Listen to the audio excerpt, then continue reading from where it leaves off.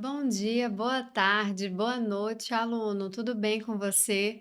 Bora para mais um assunto. Eu sou a professora Shellen Galdino e hoje nós vamos estudar um assunto muito estratégico, um assunto muito importante que dialoga com os direitos das crianças e dos adolescentes, que é o Plano Nacional de Convivência Familiar e Comunitária, tá? Esse plano, ele é um documento, tá? Ele tem o peso de ser um documento, como o próprio nome já fala, um plano.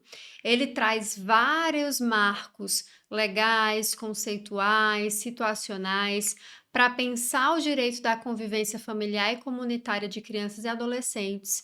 E ele é um divisor de águas que vem para somar ao Estatuto da Criança e do Adolescente, já que este direito da convivência familiar e comunitária está previsto lá, tá bom? Então, é mais um assunto cada vez mais cobrado na hora da tua prova. Tribunal de Justiça, prefeitura, enfim, porque realmente é um plano que dialoga aí com várias políticas sociais e também com o poder judiciário. Pois bem, a estrutura dessa aula para a gente poder alcançar esse tema, o plano é um documento considerável, é um plano robusto, com muitos dados, alguns desatualizados, mas para nós podermos alcançar, eu fiz uma seleção dos pontos mais estratégicos para a gente conhecer desse documento. Eu não vou conseguir abarcar ele 100%, mas a gente vai tentar aqui alcançar o máximo daquilo que importa para a tua preparação em concursos públicos para esse documento aqui. Bom, a gente vai entender o Plano Nacional de Convivência Familiar e Comunitária como um produto histórico, como algo que advém desse processo, tá? De construção dos direitos das crianças e dos adolescentes, como algo que é produto dos movimentos sociais que lutam por esses direitos. Então, o plano ele segue uma sequência histórica que é posterior a seminários, a conferências, a articulações que buscam construir melhor esse direito que é considerado estratégico. Gente, por quê? Quando se entende que a convivência familiar e comunitária ela é violada, é um direito violado, isso acaba violando diversos outros direitos.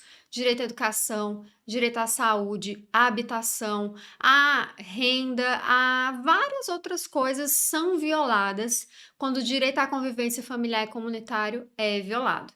Então, se pensou nesse plano para repensar o reordenamento das políticas que atendem as crianças e os adolescentes. Bom, esse plano ele também vai trazer, a gente vai trazer aqui, né, sobre os antecedentes e o marco legal, sobre o Estatuto da Criança e do Adolescente, sobre a própria Constituição Federal, que vão trazer elementos para a gente pensar a convivência familiar e comunitária, a família também como central aí nesse processo, e entender a criança e o adolescente como, olha só, sujeitos de direitos. As crianças e adolescentes são sujeitos de direitos, ou seja, têm o mesmo direito de um adulto, mas com a situação peculiar, de ser uma pessoa em desenvolvimento.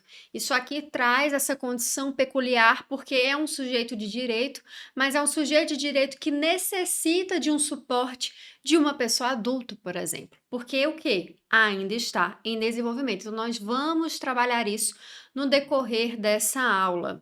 Também vamos trabalhar sobre família, a sua definição legal, conceitual, o contexto sociocultural que envolve a família. Também vamos trabalhar o que é a convivência familiar e comunitária, como ela acontece, os pormenores disso. Também vamos abordar o que acontece quando essa convivência familiar ela é, digamos assim, impossibilitada por alguma violência, por alguma violação de direitos, que aí onde é e entra cada vez mais forte a responsabilidade do Estado e também da própria sociedade, a partir de quê? Do acolhimento institucional, da família acolhedora, das redes de cuidado que nós vamos ver quais são. Também veremos, no decorrer dessa aula, as diretrizes e objetivos do Plano Nacional de Convivência Familiar e Comunitária.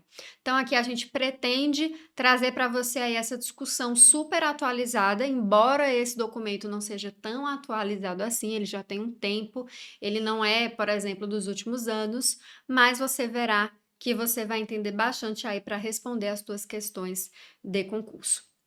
O Plano Nacional de Convivência Familiar e Comunitária, que eu estou trazendo aqui com essa sigla para facilitar, que é o PNCFC, a gente costuma usar essa sigla para tratar desse plano, objetiva a construção de um novo patamar, perceba, um novo, ou seja, pretende se diferenciar de toda a carga de estigma que geralmente se tem do Estado para com a família, daqui a pouco você vai entender isso conceitual que orientará a formulação das políticas para que cada vez mais crianças e adolescentes tenham seus direitos assegurados e encontrem na família os elementos necessários para o seu pleno desenvolvimento.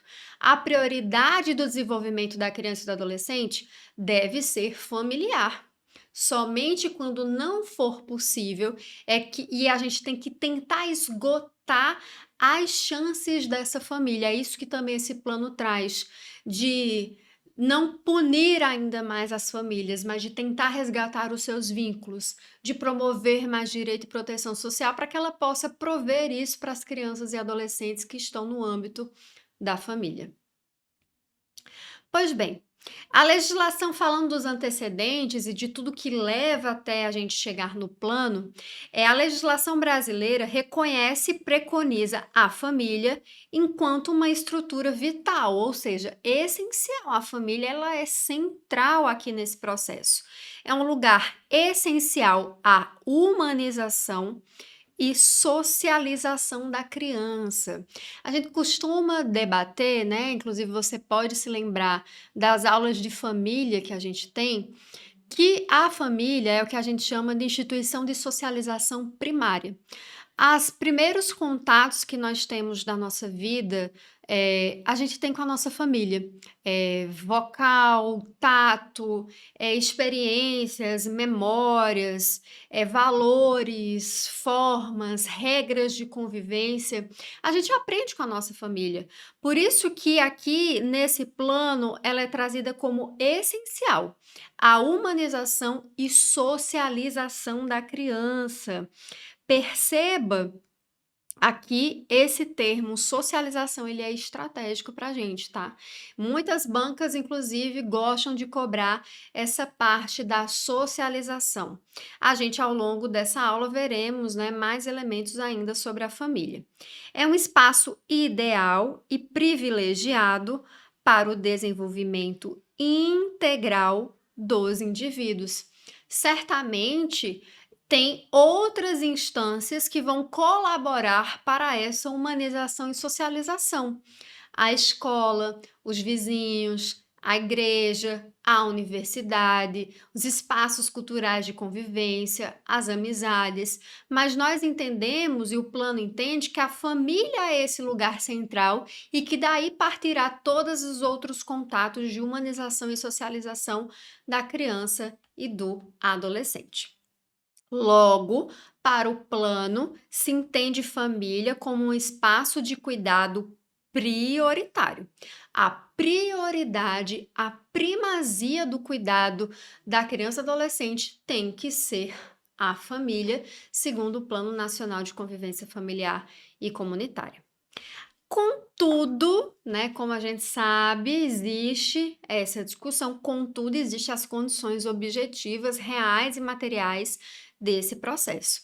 A história social das crianças, dos adolescentes e das famílias revelam que estas se encontram e ainda encontraram e ainda encontram inúmeras dificuldades para proteger e educar os seus filhos de diversos níveis e formas. Tais dificuldades foram traduzidas pelo Estado em um discurso de uma pretensa incapacidade da família, incapacidade aqui entre aspas, certamente, porque se entende que isso é um discurso, mas ele não necessariamente é real e concreto. De orientar os seus filhos. Então, existe uma dificuldade, especialmente nós sabemos de várias camadas e formas, que podem levar as famílias a terem dificuldade de prover esse cuidado. E durante muito tempo, o Estado, abre aspas, culpou essas famílias como sendo incapazes, num viés de punição.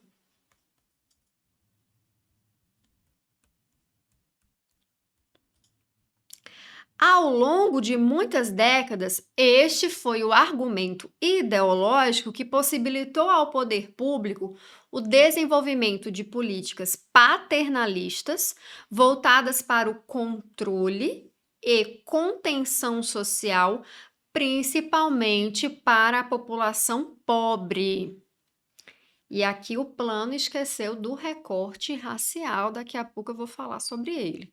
Com total descaso para a preservação de seus vínculos familiares. Então, ao longo da história, o Estado, ele ocupou um papel de punir essas famílias por ela não conseguir prover e promover cuidado para os seus membros, aqui crianças e adolescentes, especialmente essas famílias que estão em mais situação de pobreza. Então, não é por acaso que lá no Estatuto da Criança e do Adolescente traz o seguinte: a falta de recursos materiais, a carência social não é motivo para a perda de poder familiar, porque durante muitos anos no Brasil, antes especialmente da Constituição Federal, famílias mais pobres eram punidas com a perda do poder familiar por não conseguir prover os direitos dessas crianças e adolescentes, levando elas a uma institucionalização. Inclusive, se você se lembra das aulas de instrumentos profissionais, eu falei lá que uma pesquisa de uma grande autora de serviço social que se chama Eunice Fávero, ela fez uma pesquisa dos relatórios de assistentes sociais e ela chegou à conclusão que quando a família é pobre e negra, a chance dela perder o poder familiar é muito maior. Então, isso também não é uma coisa do acaso, isso é a estrutura da sociedade desigual brasileira que vai levando essa família a não ter condições, né? Não estou isentando algumas famílias, não, mas a maioria dos casos elas violam direitos, as famílias violam direitos porque os seus direitos foram anteriormente violados, tá? Então, aqui a ideia desse plano é justamente tentar rever esse marco conceitual e pensar outras perspectivas de políticas para atender não só a criança e adolescente, mas também a sua família. Essa desqualificação das famílias em situação de pobreza, tratadas como incapazes, deu sustentação à prática recorrente da suspensão provisória do poder familiar ou da destituição dos pais e de seus deveres em relação com os filhos. Então, acaba sendo uma estrutura ideológica muito forte, em que as pessoas até enfim, acabam tendo esse pensamento lá dentro dela, às vezes ela nem verbaliza, mas ela sente que a pessoa, pelo fato de ela estar numa situação de pobreza, ou ela não deveria ter mais filho, é um discurso muito recorrente. Ah, é porque fulana tem mais filho, especialmente a mulher, né? Porque fulana tem filho, ela não tem condições financeiras de criar. Como se as famílias pobres têm que ser punidas para não ter filho porque elas não têm recurso financeiro, isso é um discurso muito comum, infelizmente, na nossa sociedade. E também coloca que a situação de pobreza deve ser levada necessariamente a uma perda do poder familiar, porque ela fracassou pelo fato de ser pobre. Então, existe esse discurso e essa tentativa de anular o direito de existência dessas famílias, especialmente quando é família que está ali numa situação de muita vulnerabilidade social, por exemplo, em situação de rua, especialmente. Bom, vamos já começar aqui com uma questão, tá? Para a gente poder retornar ao conteúdo aqui da Banca Vunesp. A convivência familiar e comunitária destaca-se como um direito inalienável da criança e do adolescente de serem cuidados e protegidos no seio de uma família, definida pela Constituição Federal como um lugar essencial de vivência de um ciclo que requer proteção, porque a gente viu que criança e adolescente é em desenvolvimento.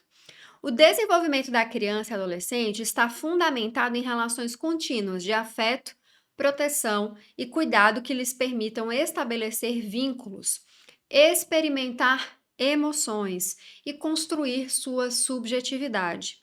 As etapas desse ciclo de vida são definidas no convívio familiar e comunitário, cuja qualidade e estabilidade propiciam ou não as condições favoráveis para o seu desenvolvimento integral da criança e adolescente e a sua letra A, adequação.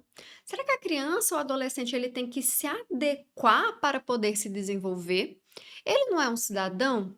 Ó, criança e adolescente são cidadãos, são sujeitos de direito, são pessoas em desenvolvimento que precisam do suporte de uma pessoa adulta, é verdade, especialmente da sua família, que vai, lembre-se, trabalhar na sua humanização, na sua proteção e na sua socialização.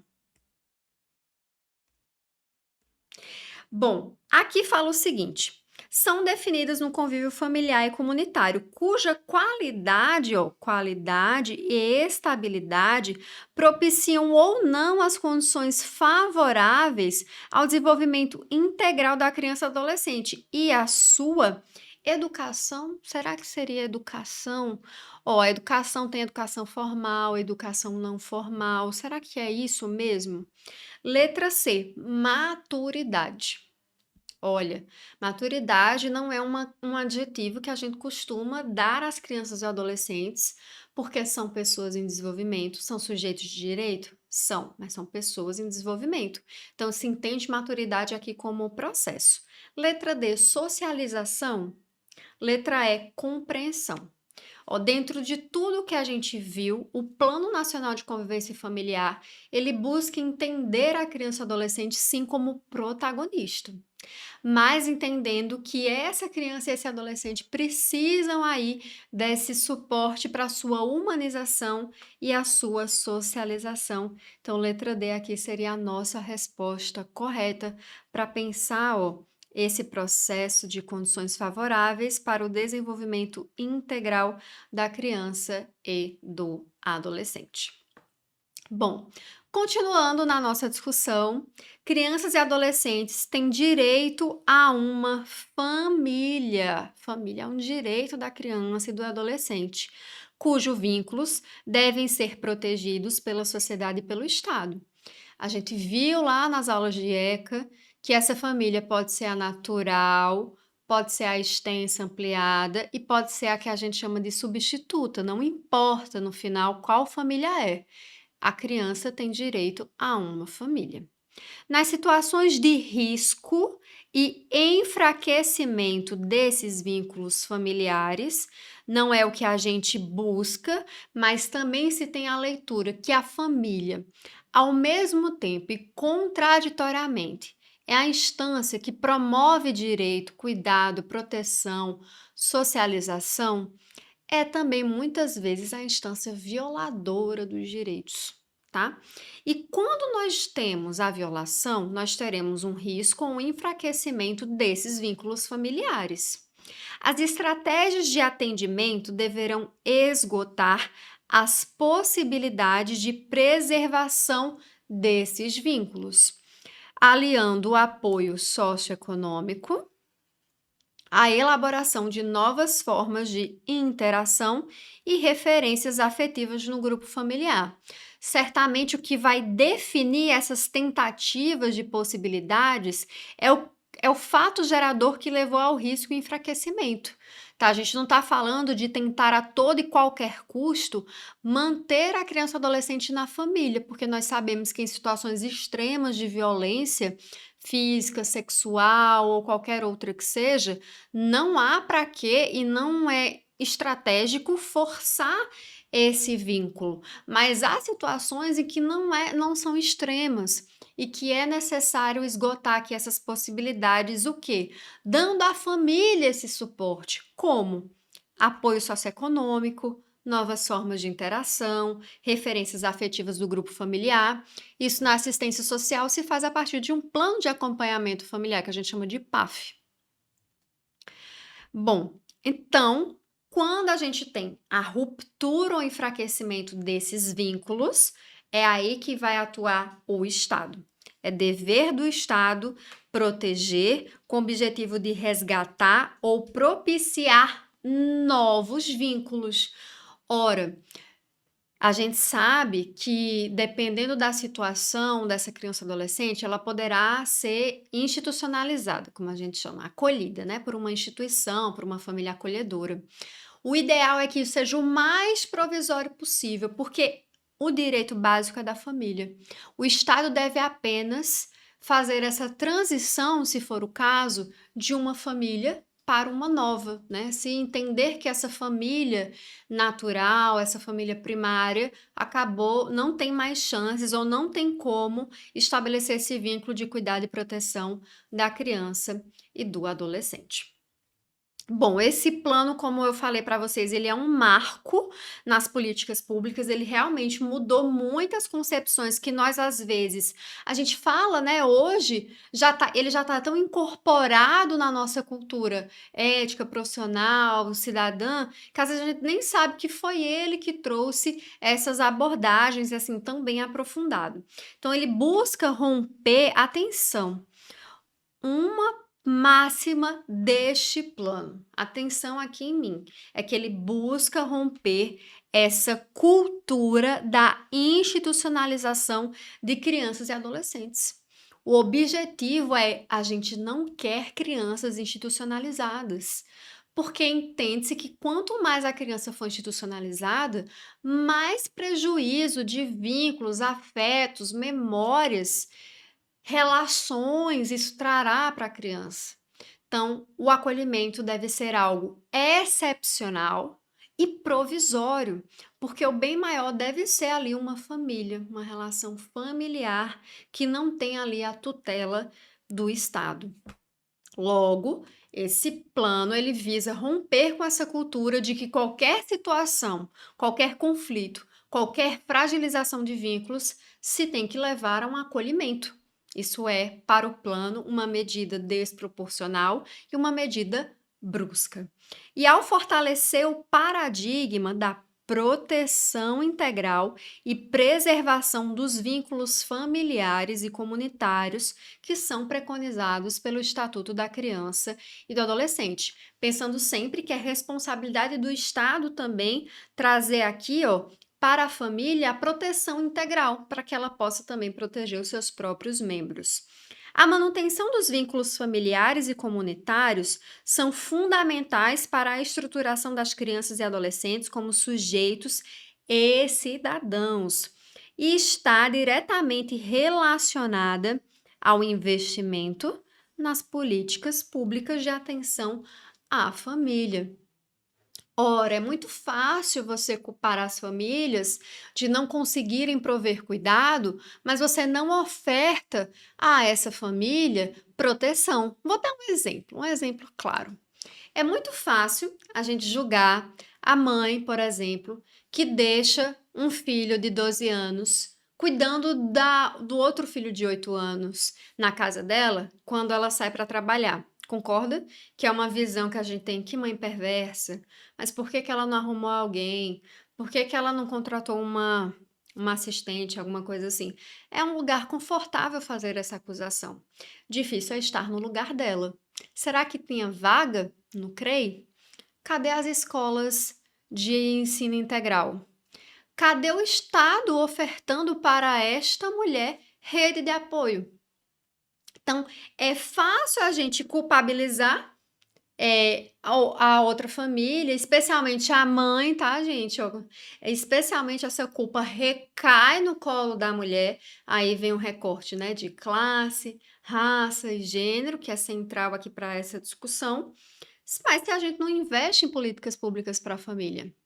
Inclusive, tá para sair, né, a Política Nacional de Cuidados, que visa justamente pensar esses elementos da sobrecarga do trabalho doméstico e tudo mais. Então, é fácil acusar a mãe de negligência, de deixar duas crianças sozinhas em casa, que a gente sabe que não pode, mas por que que não se acusa o Estado de não ofertar vaga no CREI? Para que essa mulher possa trabalhar, né, mais tranquila, em paz, enfim, sem, abre aspas, colocar-se em risco e o risco às suas próprias filhas, um exemplo, tá? Então, só podemos pensar nesse direito quando a gente tiver investimento em políticas públicas e desculpabilizar aí a família. Não que a família também não tenha responsabilidade, a gente não está querendo isentar a família, não é isso, mas é de promover que ela tenha condições de cuidado. Bom, vamos entrar agora, tá? Nessa parte dos antecedentes, agora a gente vai entrar na parte do marco legal, tá? Esse plano, tem vários marcos legais, a Constituição Federal, o Estatuto da Criança e Adolescente.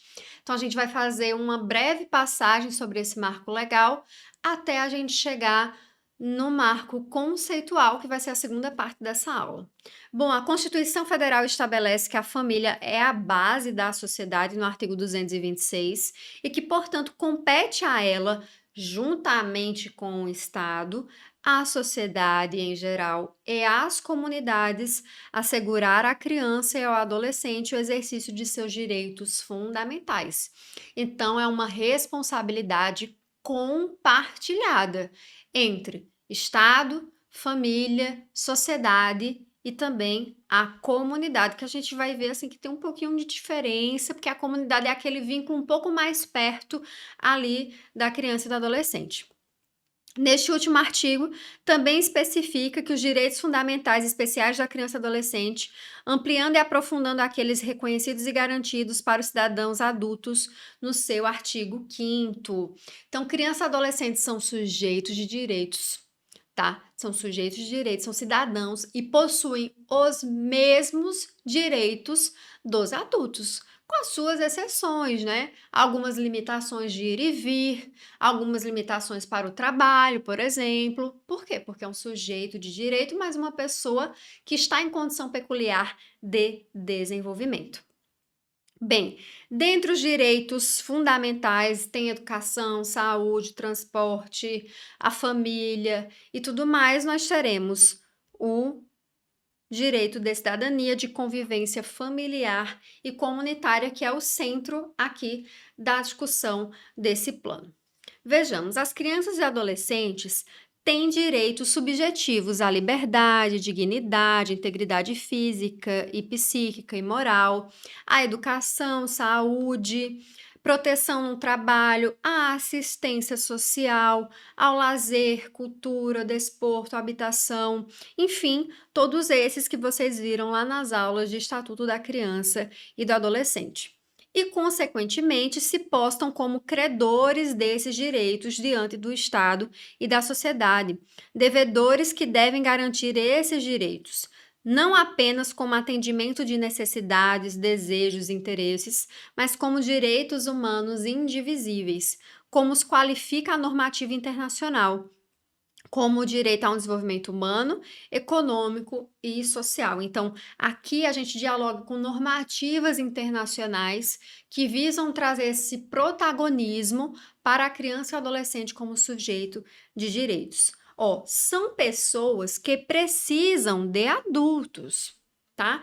De grupos, de instituições responsáveis pela promoção e defesa da sua participação, proteção, desenvolvimento, sobrevivência e, em especial, por seu cuidado. Por que elas precisam de adulto? Porque estão ainda nesse processo de desenvolvimento. É por isso que elas precisam desse suporte. Bom, para a efetivação da Convenção dos Direitos da Criança no país, é importante que sejam observados os seguintes princípios. Então, nós vamos ter no marco legal alguns princípios que são estratégicos para entender aí esses direitos das crianças e dos adolescentes. O primeiro é o princípio da não discriminação. Aqui ainda não é um princípio do plano, tá? Atenção. Isso aqui é um princípio importante para se efetivar os direitos das crianças e adolescentes. É a não discriminação. Seja da criança e adolescente não ser tutelada como uma pessoa que não sabe o que quer, não tem desejo, não tem necessidade. Seja da criança negra, seja da criança que é pessoa com deficiência, quilombola, indígena. É não discriminar essa criança e adolescente, entendê-la realmente como um cidadão, uma cidadã ali em desenvolvimento. Uma outra coisa que é estratégico é o interesse superior da criança, tá? O que isso quer dizer, Shelley? O interesse superior aqui é muito voltado especialmente para aquilo que ela deseja, aquilo que ela quer. Certamente isso não é universal, não é uma máxima, mas há situações que o seu interesse há de ser preservado.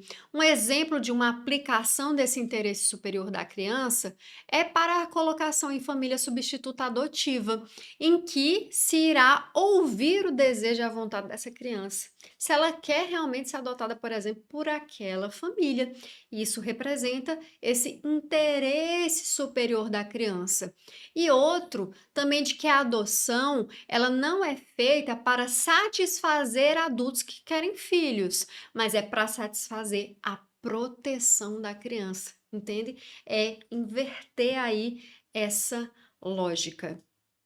Direitos à sobrevivência e ao desenvolvimento. Na sobrevivência vai entrar a segurança alimentar, vai entrar vários direitos, e o desenvolvimento vai entrar a educação, enfim, todos os direitos de cidadania e direitos humanos que pertencem às crianças e aos adolescentes. E ao respeito à opinião da criança também é algo aí central para pensar no marco legal desses direitos, tá? Seguindo aqui, a gente também vai trazer quais são os eixos importantes desses direitos das crianças e dos adolescentes. O primeiro eixo, que é fundamental, a gente vai aprofundar todos esses eixos, tá? Mas o primeiro, basilar, é a garantia de prioridade.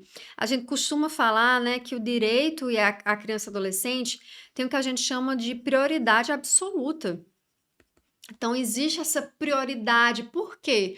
Ora, não é uma pessoa em desenvolvimento? Então, quanto antes, aí, quanto mais precoce for, quanto mais mínimo for e quanto mais integral, mais o futuro da nação estará garantido, concorda? Porque é essas pessoas que vão, né, no futuro, aí já fazem hoje, mas serão aí os protagonistas de tudo. Então, tem que ter a prioridade para atender a criança e o adolescente.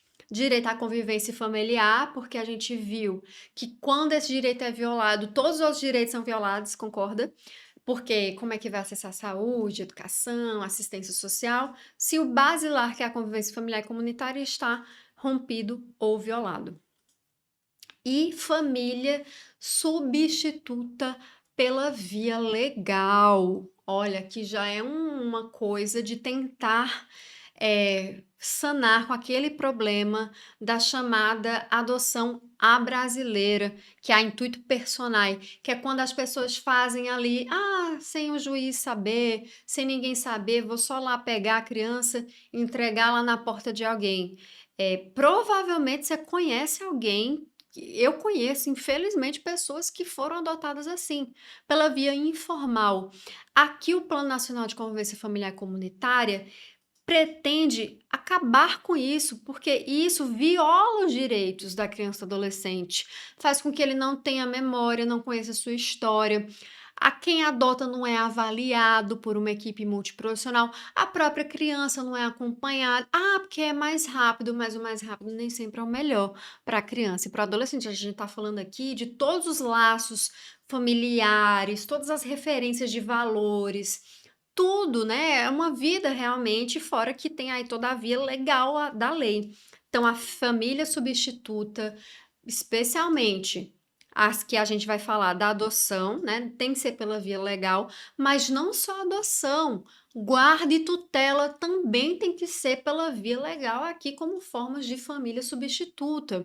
Seja do tio que está com a guarda da criança, seja do do pai ou da mãe que estão ali em divórcio e tem a guarda, o ideal é que se passe tudo pela via legal, porque isso vai ter ali a decisão do juiz, uma análise técnica da equipe, tudo vai estar devidamente documentado, a criança será escutada pela via, né, pelo próprio Estado. Então, aqui são eixos estratégicos para pensar a garantia de direitos das crianças e dos adolescentes, tá? Bom, falando aqui sobre a garantia de prioridade, como eu mencionei para vocês, requer um atendimento prioritário e absoluto, articulado com todas as políticas públicas. É a criança e o adolescente com atendimento de forma integral como cidadão. Aqui é a garantia de prioridade que a gente viu que é o primeiro eixo. Tá? No tocante ao direito à convivência familiar e comunitária, o EC estabeleceu no artigo 19 que toda criança ou adolescente tem o direito de ser criada e educada no seio de sua família e, excepcionalmente, ou seja, com exceção na família substituta, assegurada a convivência familiar e comunitária. Em função desse princípio, o ECA vai estabelecer a excepcionalidade, atenção aqui, ó, excepcionalidade e provisoriedade do acolhimento institucional, obrigando que se assegure a preservação dos vínculos familiares e a integração em família substituta quando esgotados os recursos de manutenção na família de origem. Olha, então a primazia da família de origem. Vamos tentar preservar, resgatar.